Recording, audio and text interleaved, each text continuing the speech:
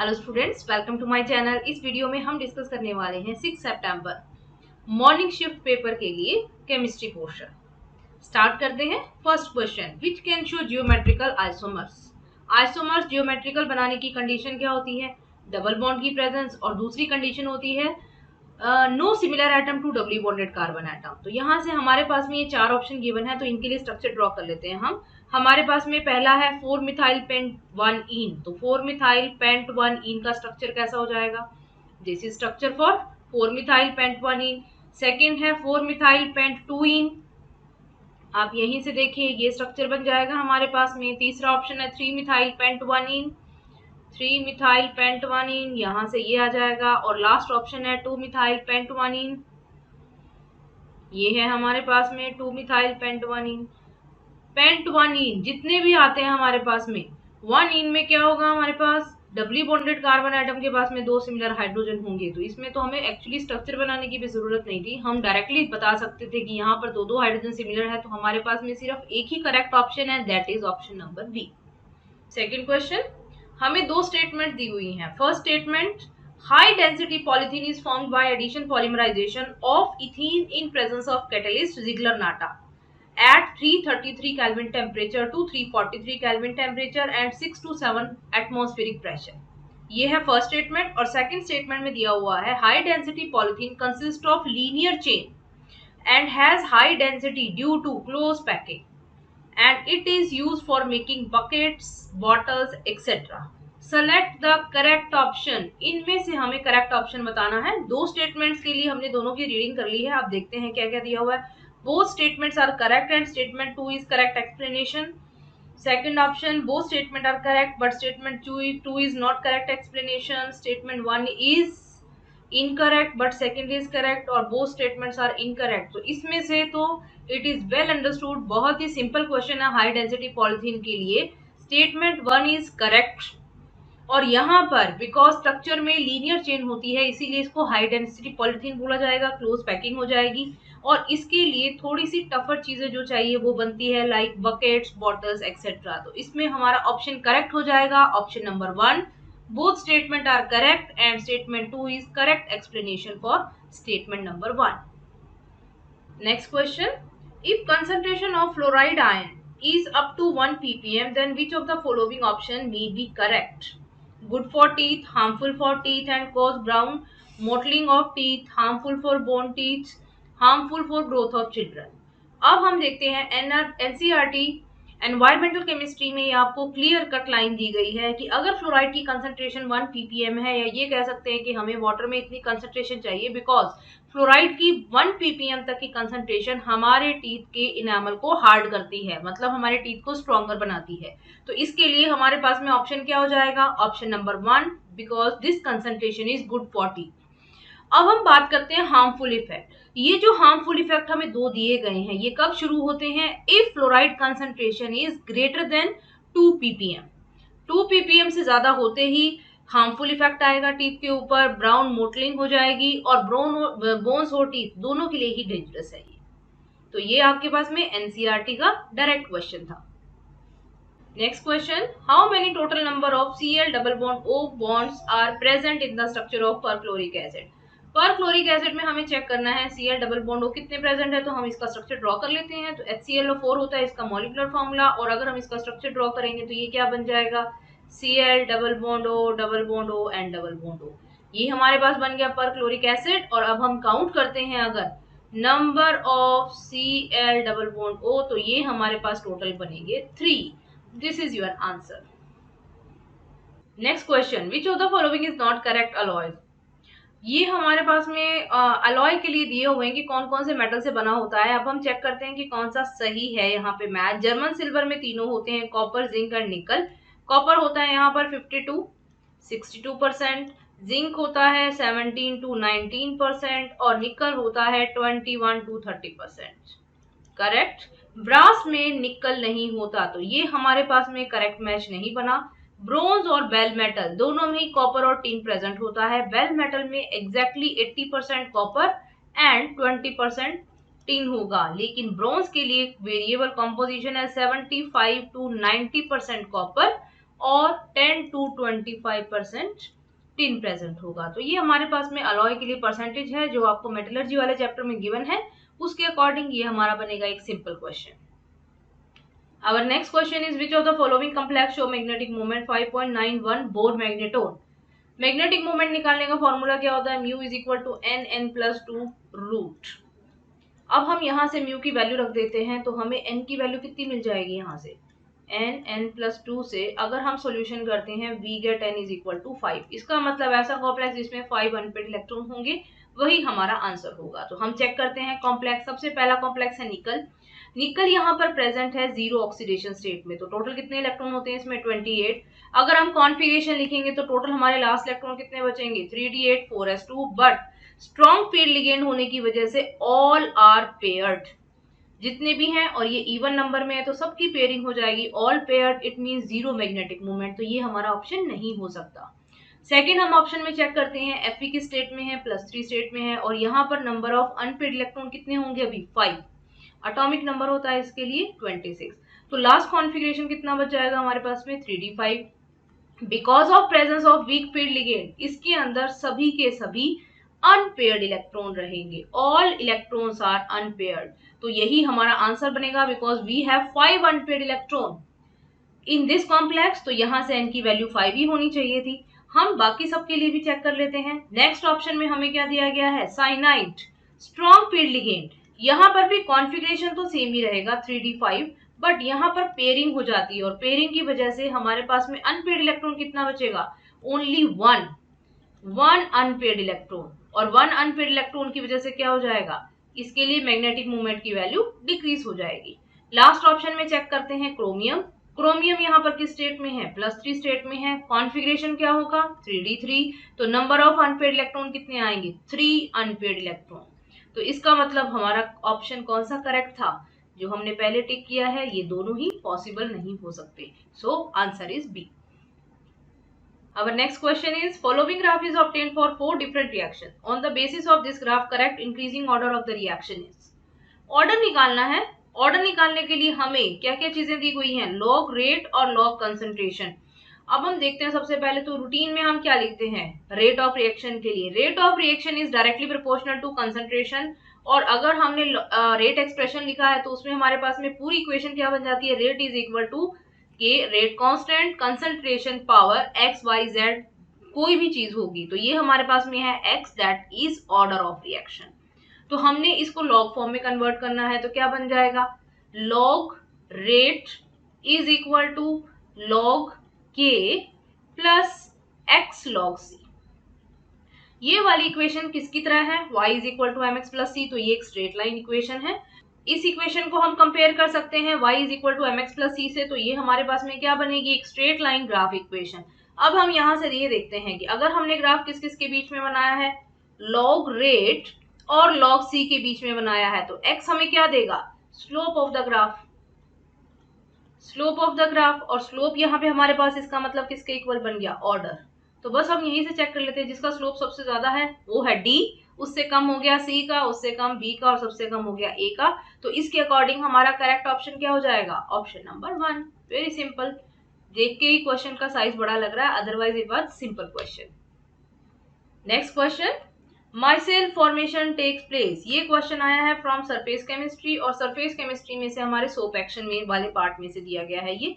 अब हम इसमें देखते हैं, micelle formation take place below Kraft temperature, above Kraft temperature, below critical micelle concentration and have no relationship between Kraft temperature. तो सबसे पहले तो हम ये देखते हैं what is Kraft temperature. Kraft temperature is temperature above which micelle formation take place. इससे नीचे टेम्परेचर पर कभी भी माइसेल फॉर्मेशन नहीं हो सकता। और दूसरा हमारे पास में है critical micelle concentration, CMC. CMC का मतलब होता है concentration above which micelle formation become appreciable.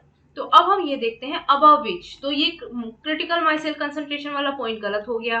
D, there is relationship between temperature and micelle formation, तो इसलिए क्राफ्ट टेम्परेचर के लिए हमें नो रिलेशन दिया हुआ है, तो ये वाला ऑप्शन भी गलत हो गया। अब है क्राफ्ट टेम्परेचर को जैसे हम डिफाइन करते हैं, the temperature above which micelle formation take place, तो हमारा करेक्ट ऑप्शन हो जाएगा option number B and A is also incorrect. तो क्राफ्ट टेम्परेचर से ज्यादा टेम्परेचर होना चाहिए ताकि हम माइसेल फॉर्मेशन करा सकें। Next question is identify the correct set of atomic number belong to transition element. Transition elements क्या होते हैं? ट्रांजिशन एलिमेंट्स ऐसे एलिमेंट्स होंगे जिनके अंदर पार्शियली फिल्ड डी ऑर्बिटल होगा इन देयर ग्राउंड स्टेट और in any one of oxidation state. तो यहाँ से हम चेक करते हैं कौन सा सेट ट्रांजिशन एलिमेंट्स को शो कर सकता है। सबसे पहले वाले में आ गया 9। 9 किसका एटॉमिक नंबर है? फ्लोरीन के लिए, तो इसका मतलब ये पॉसिबल नहीं हो सकता। इसके बाद में हम इसके लिए अभी सोच छोड़ देते हैं, ऑप्शन नंबर बी। सी के ऊपर जाते हैं। सी में हमारे पास में क्या है? 30। 30 किसके लिए एटॉमिक नंबर है? जिंक के लिए। जिंक, और उससे नीचे वाले में आप जाइए डी ऑप्शन में 48। Zinc, cadmium and mercury, these 3 elements, इनके लिए एटॉमिक नंबर भी मैं बता देती हूँ। एटॉमिक नंबर है 30, 48 एंड 80। इन तीनों के लिए एटॉमिक नंबर हम चेक करेंगे या याद रखेंगे, ये तीनों ही ट्रांजिशन एलिमेंट की तरह कंसिडर नहीं किए जाते। They R D block element only because they have fulfilled D subshell. तो यहाँ पर हमारे पास में एक ही करेक्ट ऑप्शन बचता है और वो ऑप्शन हो जाएगा option number B. Next question, value of equilibrium constant at 2 different temperature is given as. T1 इज 50 डिग्री सेंटीग्रेड, तो K1 की वैल्यू है 10, और जब T2 को 100 डिग्री सेंटीग्रेड कर दिया है तो K2 की वैल्यू 100 हो गई है। The value of delta H for the reaction, delta G1 and delta G2 for the reaction, ये हमें कैलकुलेट करना है। तो ये हमारे पास में एक लेंथी क्वेश्चन हो जाएगा। यहीं से स्टार्ट करते हैं हम। हमारे पास में सबसे पहले टेम्परेचर के साथ में इक्विलिब्रियम कांस्टेंट की वैल्यू चेंज हो जाती है, और किस तरह से चेंज होती है? ये है हमारे पास में रिलेशन, जिससे हम दो इक्विलिब्रियम कांस्टेंट को रिलेट करते हैं with temperature. Delta H divided by 2.303 R 1/T1 minus 1/T2। अब हम इसमें से सारी वैल्यूज रख देते हैं और हमें यहाँ से मिल जाएगा डेल्टा H। कंटिन्यू करते हैं इसे नेक्स्ट स्लाइड पे। तो यहाँ से देखिए हमारे पास में क्या सोल्यूशन बनेगा। सोल्यूशन में देखेंगे हम वैल्यूज रख देते हैं। Log 100 divided by 10 is equal to delta H divided by 2.303 R 8.314, और ब्रैकेट में हमारे पास में दो टेम्परेचर आ जाएंगे 323 माइनस 373। जो टेम्परेचर गिवन है उनको हमने केल्विन में कन्वर्ट करके लिख दिया, और यहाँ से आप पूरा सोल्यूशन अगर डेल्टा H का कर लेते हैं then we get value 46136.57 joules, और किलो जूल में कन्वर्ट करेंगे तो ये वैल्यू बन जाएगी 46.14 किलो जूल। ये हमारा डेल्टा H का आंसर आ गया। अब हम निकालते हैं डेल्टा G, और डेल्टा G के साथ में रिलेशन क्या होता है? -2.303 RT log K1। अब हम 1 सब्सक्रिप्ट लगा देते हैं। इसी तरह से सेकेंड इक्वेशन भी बना लेते हैं। G2 is equal to -2.303 RT2 log K2। बस अब यहाँ से आपको सिर्फ वैल्यूज रखनी है और उसके बाद में हमें डायरेक्ट आंसर मिल जाएगा 8.314। और अगर हम किलो जूल में निकालना चाहते हैं तो डायरेक्ट आप रख सकते हैं × 10⁻⁻3। टेम्परेचर हमारे पास में कितना है? मल्टीप्लाइड बाय 323 T1 की वैल्यू है, और मल्टीप्लाई हो जाएगा log 10। log 10 is equal to 1, और पूरे को अगर हम सॉल्व करते हैं then we get -6.2 kilo joule.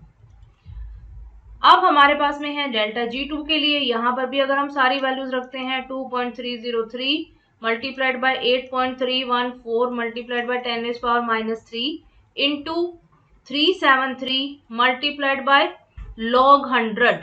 log 100 is 2। यहाँ से भी वैल्यू हमारे पास में आ जाएगी, तो यहाँ से हमारा आंसर आ जाएगा -14.6 किलो जूल। तो यहाँ से अगर हम अपना आंसर चेक करते हैं तो हमारे पास में आंसर आ जाता है ऑप्शन नंबर 1। लेंदी था क्वेश्चन, तो बस लेंदी होने की वजह से इसने आपका टाइम काफी कंज्यूम किया होगा।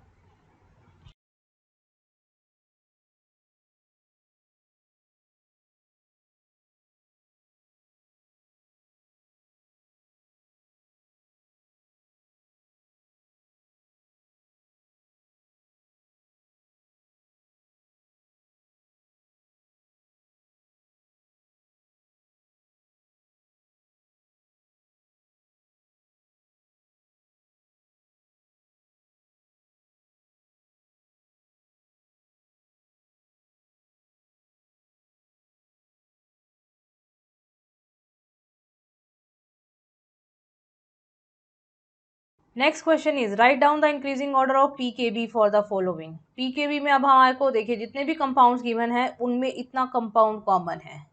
That is dimethyl aniline. अब आप ये समझ लीजिए कि डाईमिथाइल एनिलीन में यहाँ पे हमने CH3 लगा दिया, यहाँ पे हमारे पास में है CN और यहाँ पे लगा हुआ है मेटा पोजीशन पे OH। तो हमने निकालनी है बेसिकली इनकी बेसिक स्ट्रेंथ। आप पहले बेसिक स्ट्रेंथ निकाल लो and PKB is inversely proportional to basic strength. जितनी बेसिक स्ट्रेंथ ज़्यादा होगी उतना ही PKB की वैल्यू कम हो जाएगी। तो यहाँ से अब हम देखते हैं फर्स्ट कंपाउंड में हमें दिया हुआ है CH3 का कौन सा इफेक्ट होता है, प्लस M इफेक्ट। तो ये क्या करेगा, इंक्रीज करवाएगा इलेक्ट्रॉन डेंसिटी इंक्रीज होगी तो नाइट्रोजन के ऊपर जो लोन पेयर है ये देने की टेंडेंसी भी बढ़ जाएगी। तो हमारे पास में सबसे ज्यादा बेसिक क्या हो जाएगा, ये मैं पहले बेसिक स्ट्रेंथ का ऑर्डर लिख रही हूँ, तो बेसिक हमारे पास में सबसे ज्यादा क्या हो जाएगा 1। अब हम चेक करते हैं नेक्स्ट कंपाउंड में, इसके अंदर कोई भी फैक्टर ऐसा नहीं है जो कि इलेक्ट्रॉन विड्रॉइंग या इलेक्ट्रॉन डोनेटिंग हो, तो इसका नंबर आ जाएगा नंबर 2।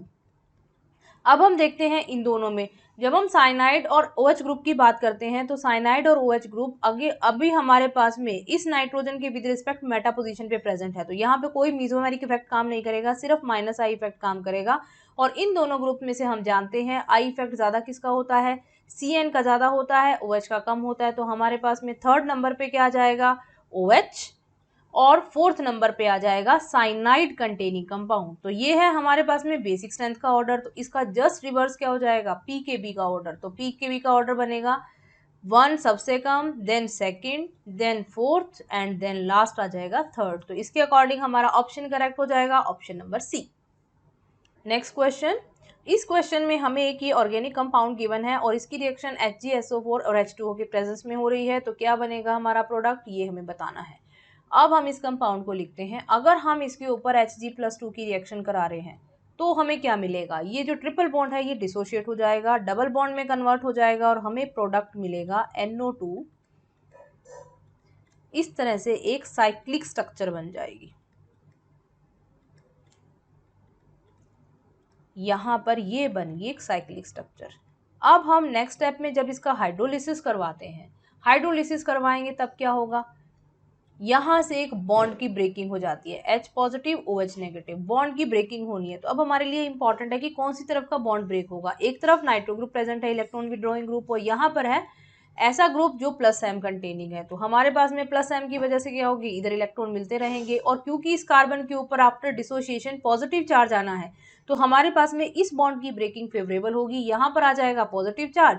तो ये जो OH नेगेटिव है वो बड़ा इजीली इसके ऊपर अटैक कर पाएगा। तो इससे हमारा प्रोडक्ट बनेगा, देखिए NO2, ये बेंजीन रिंग, उसके बाद में C डबल बॉन्ड C, इसके साथ में देखो OH की पोजीशन हमने डिसाइड कर ली और OH के साथ में ही हम H की अटैचमेंट भी दिखा देते हैं। और आगे हमारे पास में अगेन ये बेंजीन रिंग और उसके साथ में ये अटैच्ड है OCH3।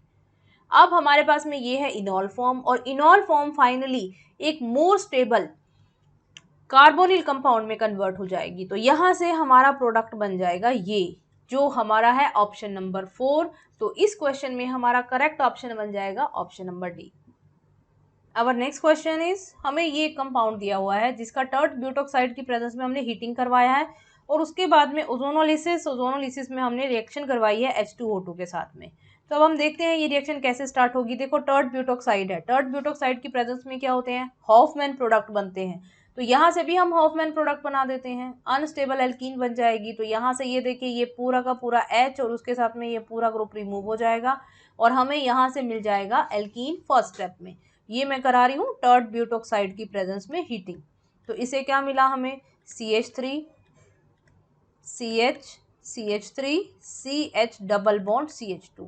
नेक्स्ट स्टेप में हमें ओजोनोलाइसिस करवाना है H2O2 के साथ में और रिएक्शन हो जाएगी फर्दर। तो इसमें क्या होता है, सिंपल ही है, डबल बॉन्ड के अराउंड क्या करवाना है, दोनों तरफ COH ग्रुप ऐड करवा दो।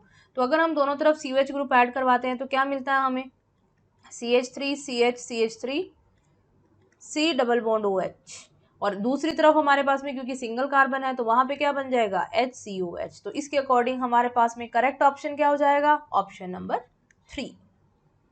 Next question is, arrange the following in increasing order of pOH value. POH value का इंक्रीजिंग ऑर्डर लिखना है। देखो बच्चों हमें सबसे ज्यादा क्या पता होता है, पीएच वैल्यू के बारे में आइडिया होता है तो हम पीएच का ऑर्डर बना लेते हैं, पीओएच का जस्ट रिवर्स हो जाएगा। तो पीएच ऑर्डर क्या हो जाएगा वो बना लेते हैं। हमारे पास में एक है स्ट्रॉन्ग एसिड, दूसरा स्ट्रॉन्ग बेस, एक सॉल्ट है। स्ट्रॉन्ग एसिड और स्ट्रॉन्ग बेस से बना हुआ, और ये हमारे पास में है स्ट्रॉन्ग बेस और वीक एसिड से बना हुआ सॉल्ट। तो अब इनके अकॉर्डिंग बनाते हैं। सबसे ज़्यादा किसकी हो जाएगी? पीएच, NaOH के लिए हो गया, तो डी के लिए पीएच की वैल्यू सबसे ज़्यादा होगी। उससे कम किसके लिए होगी? ए। उससे कम NaCl एग्जैक्टली 7 ही आएगी, और सबसे कम किसकी हो जाएगी? HCl के लिए। HCl इज एसिड, तो सबसे कम पीएच शो करेगा। डी बेस है स्ट्रॉन्ग, तो सबसे ज़्यादा शो करेगा। तो ये पीएच का ऑर्डर है, तो POH का ऑर्डर क्या कर दो आप? जस्ट रिवर्स कर दो इसमें से। तो इसका मतलब बी के लिए सबसे ज़्यादा, देन सी, देन ए, देन टी। ये है आपके लिए आंसर। जो भी ऑप्शन हो यू कैन करेक्ट इट। ये थे हमारे complete solution for available question. सब क्वेश्चन मेमोरी बेस्ड थे, तो जितने हमें अवेलेबल हो सके हमने सबको डिस्कस कर लिया है। आई होप आपको सबकी एक्सप्लेनेशन क्लियर हो गई होगी। If you have any doubt regarding this you can ask me in comment section. Next video में हम डिस्कस करेंगे 6 सितंबर आफ्टरनून शिफ्ट के पेपर का chemistry portion. See you in next video.